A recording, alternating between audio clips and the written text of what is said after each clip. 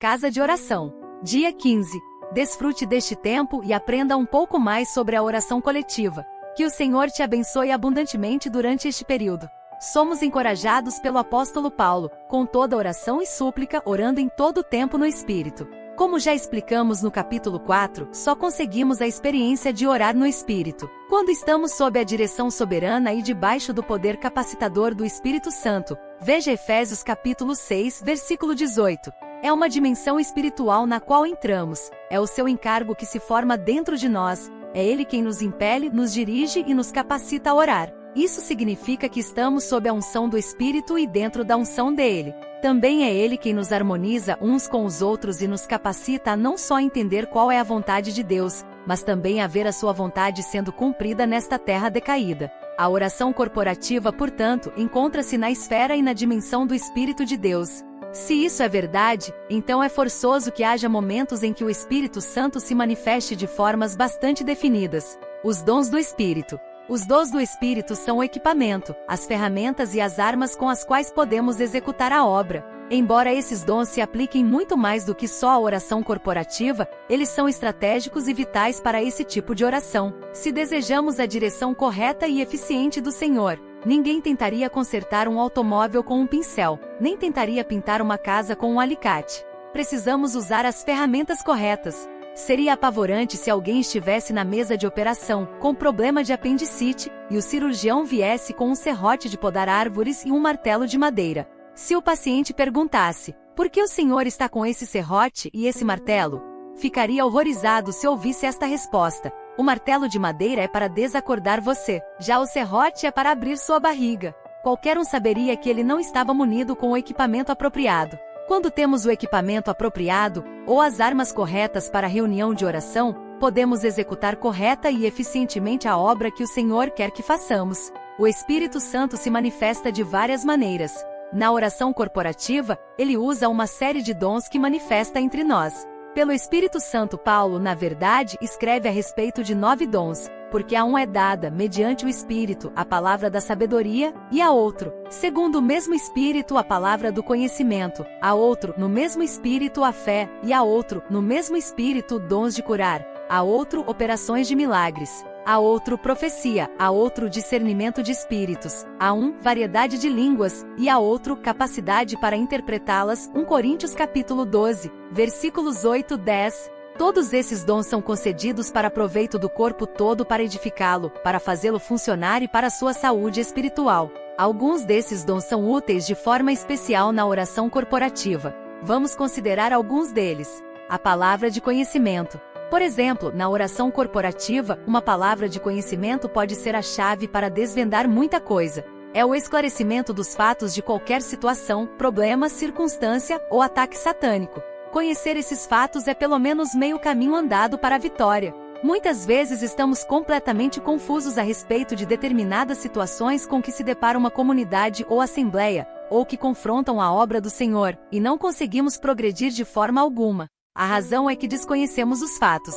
Conhecê-los em qualquer situação pode ajudar-nos imensamente, mas esse conhecimento ainda não é a resolução dos problemas. A palavra de sabedoria. Uma palavra de sabedoria pode alterar todo o ambiente de uma reunião de oração corporativa. A manifestação do Espírito em uma palavra de sabedoria nos concede entendimento de como manejar os fatos. Isso significa que já andamos 3/4 do caminho em direção à vitória. Simplesmente conhecermos os fatos de qualquer situação ou problema não significa que saibamos como agir em oração. Saber como manejar esses fatos significa que podemos avançar com grande confiança no Senhor e testemunhar o cumprimento de nossas orações. No começo da guerra do Yom Kippur em Israel, em 1973, um grupo de crentes que moravam em Jerusalém se reuniu para interceder. A guerra estava em uma situação duvidosa. O assunto que pesava no coração do ministro da Defesa de Israel, Moshe Dayan, e do chefe do Estado-Maior, David Elazar, era que o reino da Jordânia possivelmente se uniria à Síria e ao Egito para atacar Israel.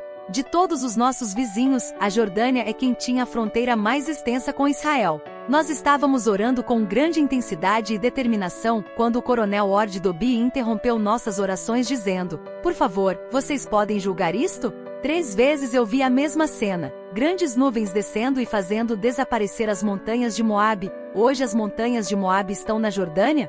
Eu não entendo. Mas será que isso não tem alguma coisa a ver com nossas orações? Ord-Dobi não era um homem que se deixava dirigir por emoções e vinha de uma família de militares, a qual, por muitas gerações, tinha servido no exército inglês. Todos começamos a orar para que o Senhor nos mostrasse se isso vinha da parte dele e o que significava. De repente, um dos presentes disse: será que não deveríamos orar para que a Jordânia seja confundida pelo Senhor para não entrarem nesta guerra? Se a Jordânia tivesse entrado no conflito, com certeza isso teria favorecido a guerra para os árabes. Todos nós sentimos que devíamos orar daquela maneira e o fizemos com grande fervor. De fato, o reino hashemita da Jordânia não se envolveu em momento nenhum na guerra do Yom Kippur, razão pela qual foi violentamente criticado pela Síria, pelo Egito e por outros países árabes. Mais ou menos um mês depois, eu estava com minha esposa em Richmond, Inglaterra, quando a ouvi me chamando e dizendo: Lance, desça aqui rápido. O rei Hussein está sendo entrevistado na televisão. Eu desci a tempo de ouvir o entrevistador dizendo: Mas, majestade, o senhor deve estar ciente de que todos os países árabes à sua volta o estão criticando por não ter entrado nessa guerra. O rei Hussein respondeu: Nós tínhamos decidido entrar na guerra, mas de repente ficamos muito embaraçados porque não tínhamos cobertura aérea suficiente. Por isso decidimos que não podíamos entrar nesse conflito. Essa é uma boa ilustração do Espírito Santo manifestando uma palavra de conhecimento e então uma palavra de sabedoria, e assim nos dirigindo a todos em oração, com um perfeito resultado. O dom da fé. Quando o Espírito Santo se manifesta em um dom de fé, e ele é expresso, isso pode fazer toda a diferença entre derrota e falha ou vitória. Muitas vezes, na oração corporativa, a expressão da fé concedida por Deus é algo que significa a ruptura das linhas inimigas e a obtenção da vitória. Há muitas ocasiões em que isso ocorre. Depois de muita oração, às vezes oração por longos períodos, de repente um filho de Deus expressa com os lábios a fé, a certeza de que o Senhor já ouviu e atendeu. Quase imediatamente há um testemunho em outros irmãos de que isso é verdade, e o tempo de oração muda de fervoroso clamor e súplica ou guerra espiritual, para louvor e adoração. Em uma reunião de oração em Jerusalém, quando estávamos orando a respeito de uma situação espinhosa e complicada, que parecia dura como ferro, alguns irmãos expressaram sua fé de que tínhamos sido ouvidos e que o Senhor haveria de agir. Começamos então a louvar e agradecer ao Senhor. Um dos irmãos pegou um chofar grande e velho, que estava pendurado na parede, e o entregou a outro irmão que sabia soprá-lo de forma apropriada. Quando ele tocou o chofar, o som ressoou no espírito de todos os presentes e nos conduziu a outro nível. Nas semanas seguintes vimos a execução da resposta daquelas orações e adoramos o Senhor. O discernimento de espíritos. Em muitas situações que surgem na oração corporativa há alguns problemas bastante complexos. Nas ocasiões em que não se encontra solução para um problema, e a situação é anormalmente complexa, na maioria dos casos isso é sinal de que é influência satânica. Às vezes é mais do que uma influência, é um cativeiro que parece indestrutível, um obstáculo que não há como remover. É nesses casos que é vital a manifestação do Espírito por meio do dom de discernimento ou distinção de espíritos. Ele não pode ser subjugado nem mudado até que identifiquemos e saibamos que espécie de espírito está envolvido. A palavra de Deus é absolutamente clara a esse respeito, para que por sua morte, destruísse aquele que tem o poder da morte, a saber, o diabo, e livrasse todos que. Hebreus capítulo 2, versículos 14b e 15ª. A obra consumada do Messias significa a vitória total sobre todas as obras do diabo envolvidas em situações, problemas ou em pessoas.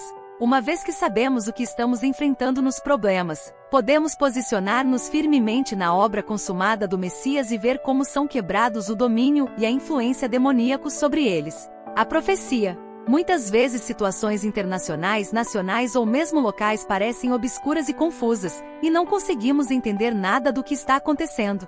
Quando o Espírito Santo se manifesta em declaração profética, é como se incidisse uma luz sobre a situação. É claro, precisamos testar toda a declaração profética por meio da palavra de Deus e pelo testemunho interior de nosso espírito.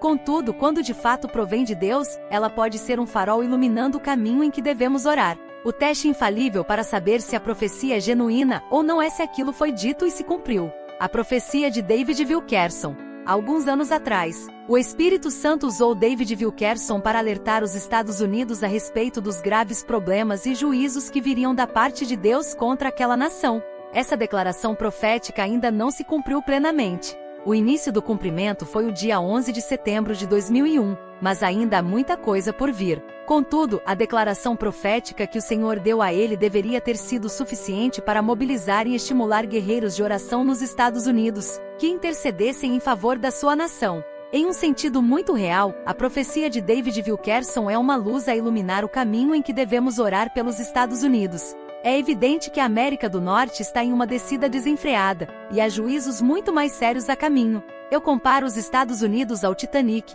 que embora parecesse impossível de afundar, estava indo de encontro a um iceberg, com todas as luzes acesas e todas as bandas tocando animadamente. Ele afundou em bem pouco tempo. Em 1998, David Wilkerson publicou um livro chamado God's Plan to Protect His People in the Coming Depression.